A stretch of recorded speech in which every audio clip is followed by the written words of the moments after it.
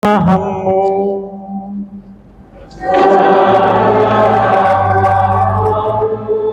Inilah Injil suci menurut Santo Lukas.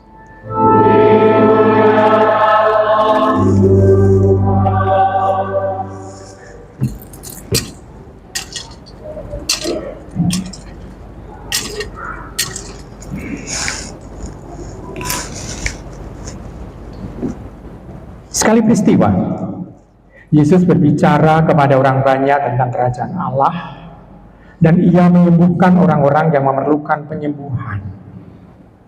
Pada waktu hari mulai malam, datanglah ke-12 murid kepada Yesus dan berkata, "Suruhlah orang banyak itu pergi, supaya mereka pergi ke desa-desa dan kampung-kampung sekitar ini untuk mencari tempat penginapan dan makanan, karena di sini kita berada di tempat yang terpencil."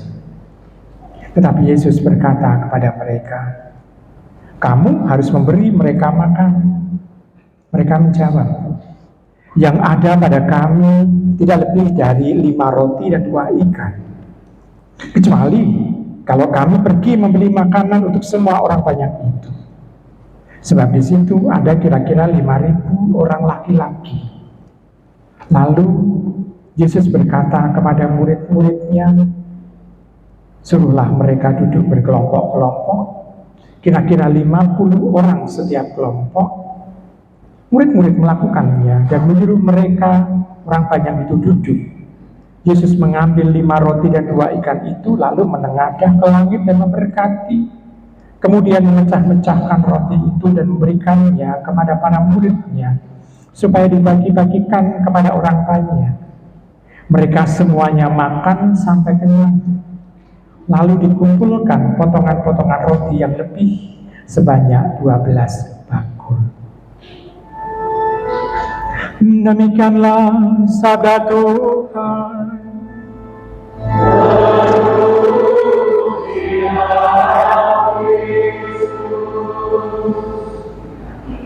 Ibu, Bapak, Saudari-saudari terkasih dalam Tuhan, dalam 3 bacaan hari ini itu semua itu berhubungan untuk menjelaskan mengenai tubuh dan darah Tuhan.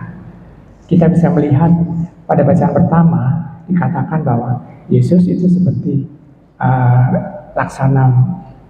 seperti imamat Melkisedek, gitu ya.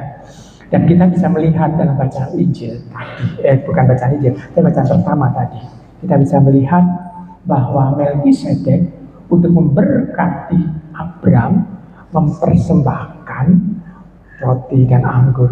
Jadi kita bisa melihat kalau demikian, roti dan anggur sebagai ungkapan berkah Tuhan. Mohon hadirat Tuhan itu sejak sebelum adanya Israel. Karena Abram pun itu kalau nanti dia menjadi pengikut Tuhan, nanti dia disunat lalu mengganti namanya lalu menjadi Abraham. Dan itu kan berarti awal panggilan Abram itu sudah ada roti dan anggur. Kira-kira itu tahun berapa? Ya, kira-kira kita bisa merasakan bahwa itu tahun 1250 sebelum Masehi. Jadi kita bisa melihat kalau demikian roti dan anggur sudah menjadi semacam sarana untuk menghadirkan Tuhan yang memberikan berkat melimpah. Maka kalau Tuhan itu membuat roti dan anggur untuk kita sebagai tanda kehadirannya, itu bukan sesuatu yang baru sebetulnya roti dan anggur itu, tapi sudah dilakukan oleh orang-orang Israel pula. Lalu kita bisa melihat dalam bacaan kedua, Paulus itu menjelaskan bagaimana cara untuk berekaristi, yakni Paulus bercerita mengenai pengalaman para rasul merasakan dan mengalami ekaristi bersama dengan Tuhan. Dan kita bisa melihat dalam ekaristi itu, dalam bacaan Injil ini, itu berarti roti yang dibagi-bagi oleh Tuhan itu adalah roti yang bisa misalnya itu menjadi banyak sekali. Berarti kita bisa melihat roti yang kita santap dalam Ekaristi ini bisa kita bagikan kepada orang lain, bukan berupa roti, kecuali kalau prodiakon yang membagikan itu berupa hosti. Tapi kita membagikannya adalah firman Tuhan, kebaikan-kebaikan Tuhan kepada orang lain. Baik, itu adalah bacaannya. 1, 2, 3. Ringkes, sebetulnya sudah selesai khotbahnya. Tetapi kita bisa melihat, kalau demikian maknanya untuk kita apa? Kalau demikian, makna untuk kita, tubuh dan darah, kita seringkali masih mempertanyakan, Romo, itu kan tubuh dan darah, kenapa kalau ini hanya menerima satu rupa saja, yaitu hosti, darahnya kok enggak kami terima? Baik, jawaban praktisnya adalah karena kita untuk menghasilkan yang namanya anggur misa sangat terbatas. Produk yang di Indonesia hanya ada di Bali, dan itu pun belum mencukupi untuk seluruh gereja Katolik di Indonesia. Dan masih ada, kita masih impor ke Australia. Ya, masih impor di Australia. Nah, itu praktisnya. Lalu yang teologisnya adalah begini. Dalam setiap mukjizat Ekaristi, di mana hosti itu menjadi tubuh Kristus, tidak pernah yang namanya tubuh itu hanya selesai tubuh, tetapi juga ada darahnya. Walaupun pada waktu Romo mengkonsekrasi, pada waktu ada mukjizat itu, tidak mencampurkan anggur dengan hosti, tetapi di dalam hosti itu menjadi daging dan juga sekaligus ada darahnya. Berarti di situ kita bisa melihat, oh kalau demikian, dalam orang yang percaya, walaupun menerima satu rupa hosti saja, tapi di situ kalau kita dengan kacamata iman kita melihat bahwa ini adalah tubuh Tuhan, maka juga akan ada darahnya pula yang kita telan, kita santap. Nah, Ibu Bapak, Saudara, sekasih dalam Tuhan. Lalu kalau berubah menjadi tubuh Tuhan, ini tubuh yang mana, otot yang mana? Ternyata dalam pemeriksaan dari para peneliti hosti yang menjadi daging itu adalah berasal dari jantung Tuhan. Jantung. Dan dari berbagai macam mukjizat yang pernah terjadi, mukjizat Ekaristi yang pernah terjadi, itu kita bisa melihat ternyata dari satu orang yang sama. Padahal sudah berabad-abad ada. Mukjizat selalu ada, mukjizat Ekaristi selalu ada. Dan selalu dari orang yang sama. Dan juga dari jantung, bukan orang yang mati, tetapi orang yang hidup. Jadi jantungnya masih hidup, yang diterima, yang berubah menjadi darah tubuh Kristus itu. Maka kita bisa melihat, kalau mau tahu darahnya, golongan darahnya apa adalah AB. Jadi kalau Anda golongan darahnya AB, sama dengan Tuhan Yesus. Sama dengan Tuhan Yesus darahnya, gitu ya. Tetapi sikap hidupnya lebih baik dari Tuhan Yesus ya. Insya Allah begitu. Baik, sekarang kita bisa melihat mukjizat Ekaristi selalu ada. Nah, sekarang kalau demikian, kalau mukjizat Ekaristi selalu ada, berarti tampak tubuh dan darah Tuhan bukan sekedar kenangan akan kehadiran Tuhan, tetapi kehadiran Tuhan yang real, sungguh nyata. Jadi bukan hanya sekedar pengenangan akan kehadiran Tuhan, tetapi Tuhan yang hadir real, nyata. Dan juga setiap orang yang menerima komuni di sana bersatu dengan Tuhan. Jadi kalau yang nonton Ekaristi melalui live streaming ini belum menyatu dengan Tuhan secara real, kecuali kalau itu adalah para pilih sepuh lansia yang diwajibkan oleh para prodiakon untuk mendengarkan live streaming, supaya prodiakon pada saat membagikan komuni itu berarti tidak perlu memberikan sabda lagi. Praktisnya begitu, sehingga bisa membagikan komuni kepada orang. Sudah mendengarkan sabdanya, tetapi real kehadiran Tuhan dengan kehadiran prodiakon di rumah orang-orang yang sedang sakit atau orang-orang yang sembuh yang membutuhkan perhatian. Jadi dengan demikian kita bisa melihat bahwa jangan puas hanya nonton Ekaristi, tetapi orang harus menerima tubuh Kristus.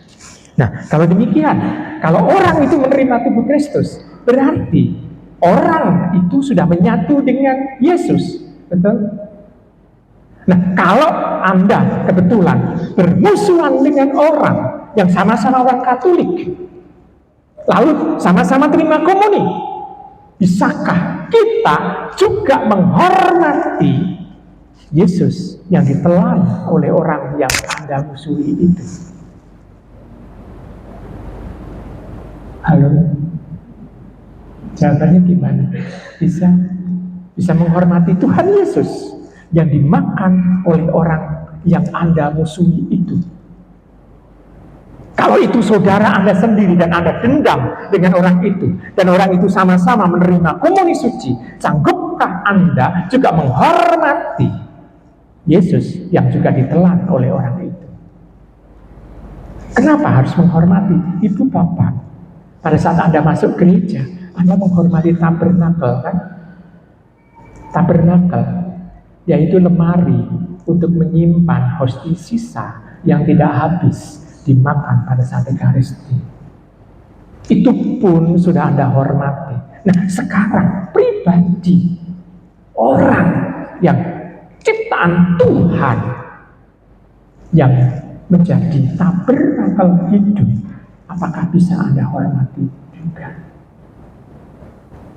Nah, sekarang kita bisa melihat, ini kan tanda tanya besar, refleksi untuk kita. Pertama itu.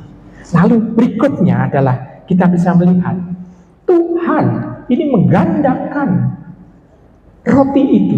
Kenapa? Roti itu bisa dipecah-pecah dan menjadi orang kenyang karena doa Tuhan kepada Bapa. Padahal Tuhan Yesus pada waktu itu belum bangkit, tapi Tuhan Yesus masih dalam rupa manusia. Kalau demikian, pribadi yang dipakai oleh firman Allah ini itu bisa dipakai oleh Tuhan, oleh Bapa sendiri untuk menggandakan roti itu. Nah, sekarang ini juga refleksi untuk saya. Saya sebagai seorang imam harus merefleksikan, saya didapiskan oleh Tuhan, dipilih oleh Tuhan untuk bisa membagikan, membuat roti itu menjadi hosti. Maka kalau ada imam palsu atau imam yang dilarang untuk Ekaristi, maka Ekaristinya itu tidak sah. Orang hanya menerima roti dan bukan hosti suci. Lalu tabisan suci, orang bisa akhirnya nanti menerima pergandaan, seolah-olah pergandaan roti itu, dan ini pergandaan tubuh Tuhan. Maka kalau Anda itu deh misalnya dalam misa lingkungan, Anda mau mengundang romo dari luar dan romo itu asing untuk paroki kita, romonya mungkin komunikasinya bukan Yesuit, bukan MSM atau bukan romo projo juga, yang mau dari asing, maka perlu izin dari romo untuk memastikan romonya ini sah atau benar, atau romo ini sedang melarikan diri dari keuskupan lain masuk ke keuskupan kita. Hanya supaya mau tegas bahwa misa nanti yang dipimpin oleh romo ini adalah misa yang sah. Maka sebetulnya bukan untuk mempersulit para umat kalau mempunyai romo yang diundang untuk mimpin dalam rumah masing-masing. Jadi situ kita bisa melihat kenapa kok butuh izin. Nah, kalau izin izin itu sebetulnya karena kalau misalnya saya pun, misalnya kalau Misalnya di Karangpanas, saya harus minta izin kepada Romo di Karangpanas itu. Kenapa? Karena SK saya adalah SK untuk melayani di Semarang Indah ini. Nah, kalau di luar Semarang Indah perlu izin dari Romo Paroki yang mendapatkan SK dari Bapak Uskup setempat. Nah, kita bisa melihat di situ bahwa romonya juga punya teritori tersendiri, tidak bisa melakukan lintas paroki tanpa izin dari romo. Maka kita bisa melihat para romo harus dilihat sah atau tidaknya para imam itu. Kalau ragu-ragu, mintalah yang namanya kartu celebrate, yaitu KTP imam yang ditandatangani oleh uskup. Jadi kalau ragu-ragu, Romo boleh saya pinjem celebrate-nya. Celebrate itu kayak KTP kecil, tapi ada 3 bahasa yang ditulis di situ, bahasa Indonesia, bahasa Inggris, dan bahasa Latin, untuk menjelaskan bahwa ini adalah Romo dari kongregasi dan mendapatkan tabisan yang sah. Begitu. Jadi saya pun juga punya celebrate, sehingga pergi kemana-mana kalau orang meragukan, oh ini Muhammad jadi Romo ora gitu, maka saya memperlihatkan sepatu celebrate itu. Nah, Ibu Bapak, Saudara terkasih, ini renungan yang kedua. Kenapa ada seperti itu? Sedangkan yang berikutnya, mampukah kita sebagai roti yang terpecah-pecah itu juga senantiasa menjaga kesucian dari Tuhan yang kita santap ini?